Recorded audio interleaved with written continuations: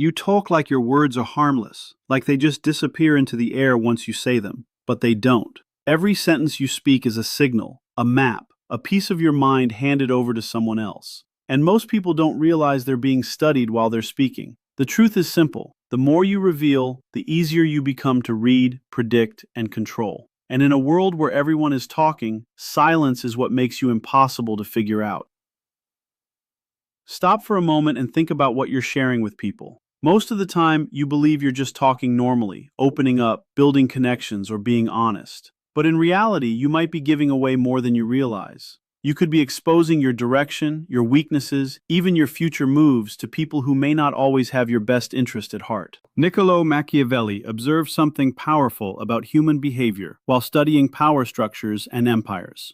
Those who held real influence rarely spoke too much. Meanwhile, those with less power often revealed everything. One pattern kept repeating. The more successful and strategic a person was, the more carefully they guarded their words. What he understood, and what most people miss, is that silence can be a form of strength. Many highly successful individuals share a similar habit. They don't reveal everything they plan. Once you speak too much about your life, your goals, or your next moves, you unknowingly give others access to your direction. And once that access is given, control becomes easier to lose. When you talk about your goals too early, something subtle happens inside your mind. Your brain releases a sense of satisfaction just from saying it out loud. It tricks you into feeling like progress has already been made. You feel rewarded without doing the actual work, and slowly your drive weakens. What should have pushed you into action becomes just a conversation. But it doesn't stop there. When others hear your plans, even those who care about you can shift mentally. Not always out of hate, but often out of comparison. Your progress becomes a reflection of their inaction. Some may doubt you, others may discourage you without realizing it, and a few might even take your ideas and move faster with them. Many people have experienced moments where what they shared privately later appears in someone else's execution. That's why keeping your plans private until they're real is powerful. You don't need validation before action. Let results speak instead of words. When people notice your change without being told, it carries far more weight. Another thing you should be careful about sharing is money. Financial details change how people see you, even if they don't admit it. Once someone knows how much you earn, their perception adjusts instantly. If you earn less, they may look down on you. If you earn the same, comparison starts. If you earn more, subtle tension can grow over time. Even close relationships can shift because of this. Friends may start joking differently. Family dynamics may feel off. And simple things like splitting bills can turn into quiet resentment. It's not always intentional, but human nature tends to compare and measure. Because of that, revealing your financial situation rarely works in your favor. Keeping it private protects you from unnecessary judgment, competition, or hidden bitterness. You don't owe people exact numbers. A simple, neutral response is often enough. There's also something even more sensitive than money. Talking about how much you help others. On the surface, helping seems like something everyone should know and appreciate. But human emotions are more complicated than that. When someone receives help, especially in a vulnerable moment, they don't always feel only gratitude. Sometimes they feel exposed or inferior. And if that help is later shared with others, it can unintentionally embarrass them. Instead of feeling supported, they may feel labeled as someone who needed saving. Over time, that feeling can turn into discomfort or even hidden resentment. Real generosity doesn't need an audience. The moment you start broadcasting your good deeds, they can lose their purity and create unintended emotional distance. Helping quietly preserves respect on both sides. The deeper message behind all of this is simple. Not everything in your life needs to be spoken. Plans, income, personal actions, and private contributions carry more power when they are not constantly exposed. The more you reveal, the more you allow others to form opinions, judgments, and expectations about you. Silence doesn't mean secrecy out of fear. It means discipline. It means understanding that not every thought, move, or achievement needs to become public knowledge. When you learn to hold back what doesn't need to be said, your focus sharpens, your actions become more intentional, and your results begin to speak louder than your words ever could. Stop for a second and really think about what you give away when you talk too much.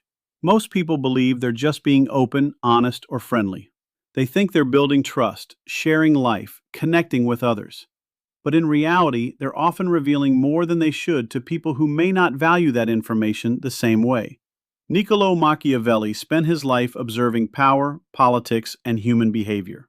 One thing he noticed again and again was simple but powerful. Those who hold real influence speak less, while those with less control tend to speak more. The more someone reveals, the easier they become to read, predict, and influence. What he understood, and what most people overlook, is that silence is not weakness, it's control. When you constantly talk about your plans, your goals, or your direction, you give others access to your future before you even reach it.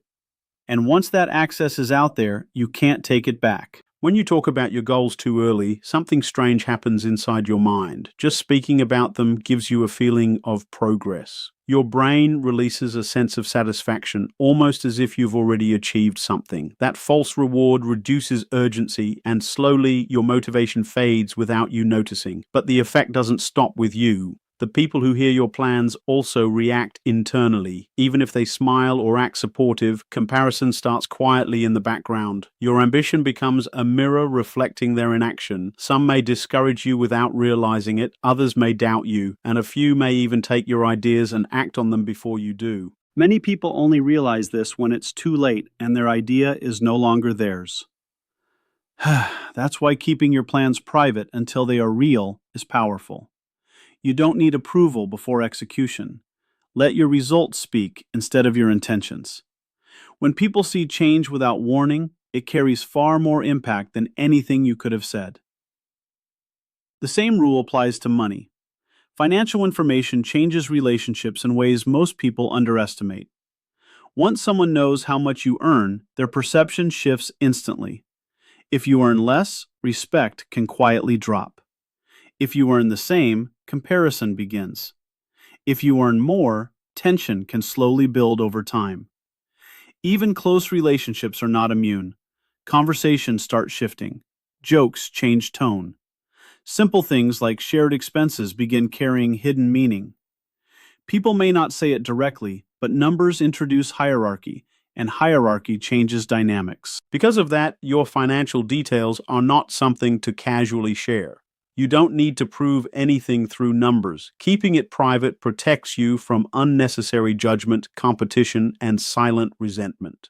Another area where people often make mistakes is talking about their generosity. Helping others is a good thing, but once it becomes public, it can lose its meaning. When you repeatedly remind someone of what you did for them, it stops feeling like kindness and starts feeling like a reminder of debt. Even if your intention was pure, the other person may begin to feel small or exposed. And instead of gratitude, that can slowly turn into discomfort or distance. True generosity doesn't need an audience. If something good is done, it should be left to stand on its own without being repeated or advertised. Let the person you help decide how to remember it. When you keep it silent, it preserves dignity on both sides. The deeper truth is simple. Not everything meaningful in your life needs to be spoken out loud. Reflective plans, income, personal strengths, and good deeds all carry more power when they are not constantly exposed. The more you reveal, the more room you give for others to interpret, judge, or interfere. Silence is not about hiding who you are. It's about protecting your direction, your energy, and your progress from unnecessary influence. It's discipline, not secrecy. When you learn to hold back what doesn't need to be shared, your focus becomes sharper. Your actions become more intentional. And over time, your results start speaking so clearly that words are no longer required. Now here's something most people never realize until it's too late. The more you talk, the more of your power you lose. Silence is not emptiness. It's control. It's strategy. It's protection. Machiavelli observed this clearly in the world of power. Those who dominated situations, those who stayed ahead, rarely exposed everything about themselves. The ones who talked too much, shared too freely, and revealed too early were always the ones who became predictable, controllable, and easy to counter. That's why showing your full hand too soon is a mistake. When you constantly reveal what you're capable of, people stop respecting the mystery around you. But when you stay quiet, when you don't fully expose your abilities, people underestimate you, and being underestimated is a hidden advantage. They don't prepare for your strength, they don't expect your shift, and when you finally act, it hits them harder because they never saw it coming. There's a big difference between looking incapable and simply not revealing everything. You don't need to appear weak, just normal, average, unremarkable. Because when people think they've already figured you out, they relax. And in that moment of relaxation, you gain room to move freely. Then there's something even more sensitive than skills, your opinions. We live in a world where everyone is encouraged to speak their mind constantly, as if every thought needs to be shared. But the truth is, every opinion you express creates a reaction somewhere. The moment you publicly state what you believe, especially on sensitive topics, you unintentionally divide people. Some agree, others quietly distance themselves. And even if no one argues with you directly, perception changes. You become categorized, labeled, filed away in someone's mind as one of them or not one of us. And once that happens, you lose flexibility. People stop seeing you as neutral or adaptable. They start seeing you through the lens of your statements. That's why powerful people rarely lock themselves into rigid public opinions. They stay flexible in conversation. They speak in general terms. They say things like, "I can see both sides," or "That's a complex topic." Not because they lack beliefs, but because they understand that once you publicly cement your position, you also limit your future. And in many cases, a single old opinion can come back years later and damage opportunities you never even expected. Then there's something even more personal that people underestimate: family issues. When you share family problems with others, you might think you're just opening up or getting support. But what you don't see is how quickly people form judgments. They may not say it directly, but they start associating you with your background. Dysfunction at home slowly turns into assumptions about you. Even if you've built yourself up, even if you've grown beyond it, the label can stick. And in some situations, that label influences decisions about your credibility, your stability, even your potential. That's why private struggles are best handled privately. Not because you should hide your life, but because not everyone deserves access to your history. When asked, a simple neutral response is enough. You don't owe explanations that can later be used to define you. And then there's success itself. When things start going well, the natural urge is to share it, to celebrate it publicly, to let people know you're winning. But visibility comes with a cost. The moment your success becomes loud, it stops being just yours. It becomes something others compare themselves to. And comparison rarely produces admiration. More often, it creates distance, discomfort, and silent resentment. People may congratulate you, but internally, they measure themselves against your progress.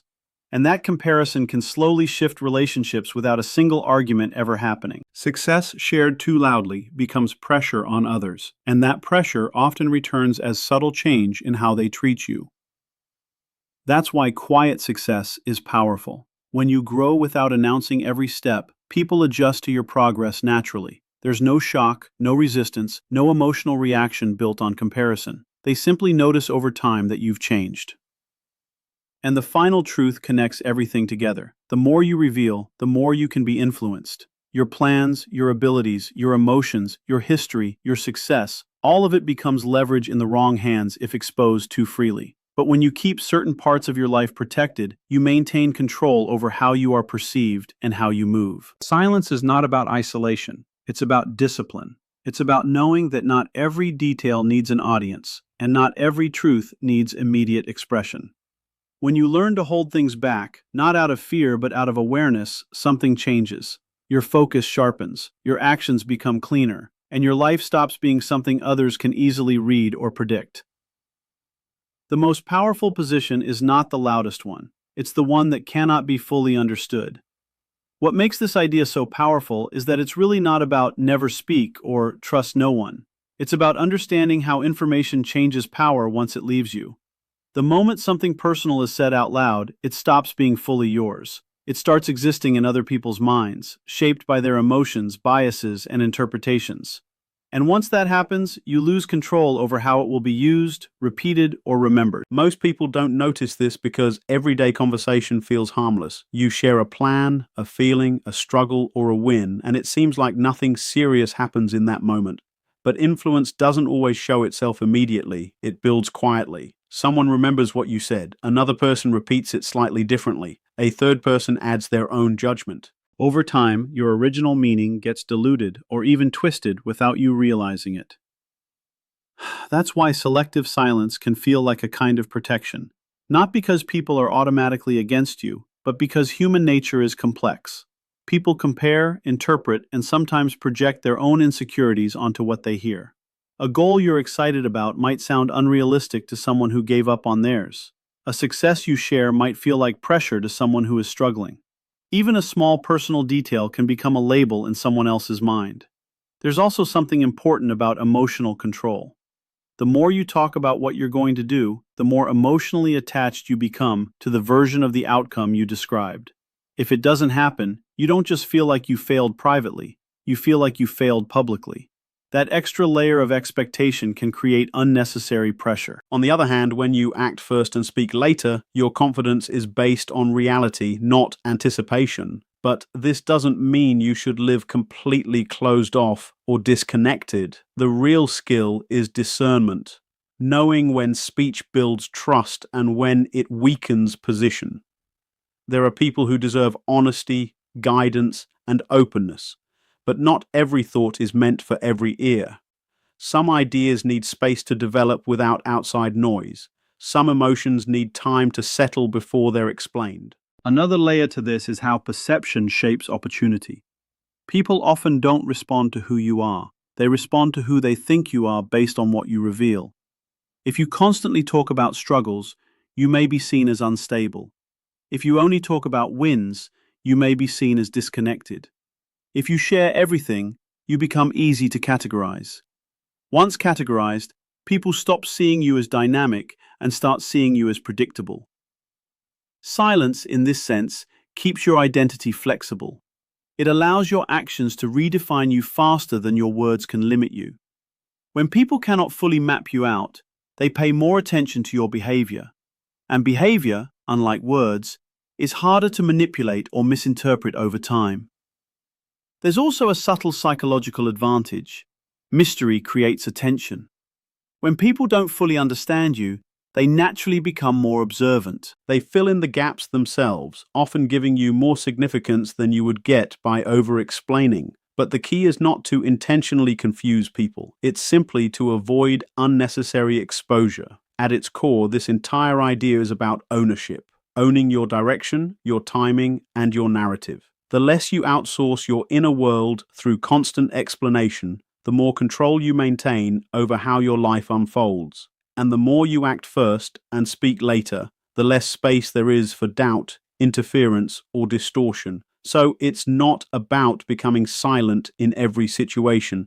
It's about becoming intentional with what you release. Because once something is spoken, it begins a life outside of you, and not all versions of that life will serve you. There's a deeper layer to all of this that most people only understand after they've been through enough situations where words came back to hurt them. It's not just about secrets or privacy. It's about realizing that every time you speak too freely, you are placing a piece of your internal world into someone else's control system. Because once information leaves you, it doesn't stay neutral. It gets processed through other people's emotions. Someone might admire it, someone else might feel threatened by it, and another person might quietly use it as reference against you later. Even harmless information can change how you're treated over time, not because people are evil, but because human judgment is constantly updating. One of the strongest patterns in human behavior is comparison. People rarely evaluate your life in isolation. They measure it against their own. So when you share progress, plans, or success, it doesn't just land as information. It lands as contrast, and contrast creates emotion. That emotion can be inspiration, but it can also be insecurity, discomfort, or silent competition. This is why some changes in relationships feel sudden, even though they were building slowly. You said something small months ago, and it quietly changed how someone positioned themselves around you. They didn't confront it. They didn't explain it, but their behavior shifted. Less openness, less warmth, more distance, and you never connected it back to the original moment where information was revealed. Another important part of this is identity control.